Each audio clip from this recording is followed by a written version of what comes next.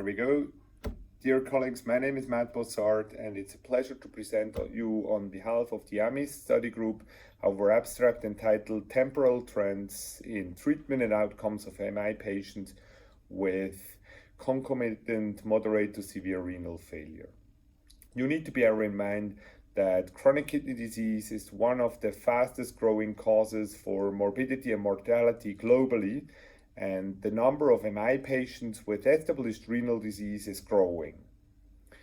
So far, data about management and outcomes of MI patients with renal disease and how this has evolved over time remains scarce.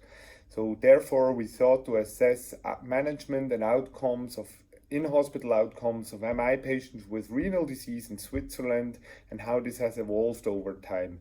We analyzed, therefore, data from the ongoing prospective AMIS registry and analyzed the data of those patients which have been involved between 2002 and 2019. We had access to data from more than 49,000 patients, and our results were actually quite striking.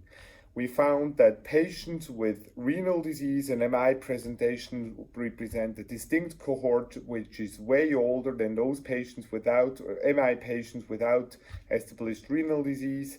MI patients with renal disease also have a higher prevalence of heart failure presentation, and they have more comorbidities including diabetes, peripheral arterial disease, history of previous MI, and CABG.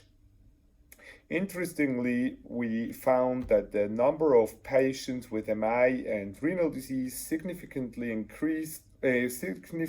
grew within the last 2 decades.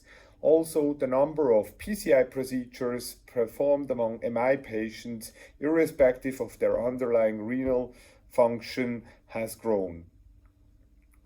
In terms of in-hospital outcomes, we found that the rates of death, in-hospital death, cardiogenic shock, repeat MI, stroke, and major bleedings were significantly higher among MI patients with established renal disease.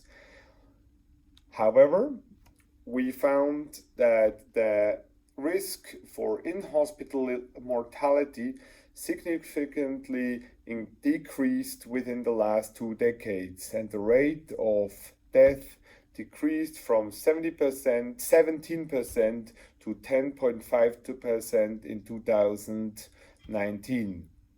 This trend was significant. Also, we found a significant trend in improved in-hospital outcomes among patients without established renal disease. Similar trends were seen for other outcomes, including cardiogenic shock, repeat MI, stroke. However, we also found that the risk for major bleedings grew among both cohorts. So therefore, I would like to conclude outcomes of MI patients with renal disease improved within the last 2 decades. However, MI patients with established renal disease still suffer a high in-hospital mortality, and therefore we should increase our efforts to further improve outcomes of MI patients with established renal disease. Thank you very much. It was a pleasure to present you that abstract in that virtual annual SSE meeting. However, I am definitely looking forward together again with all of you at the next real meeting in St. Gallen in 2011. Thank you very much. Goodbye.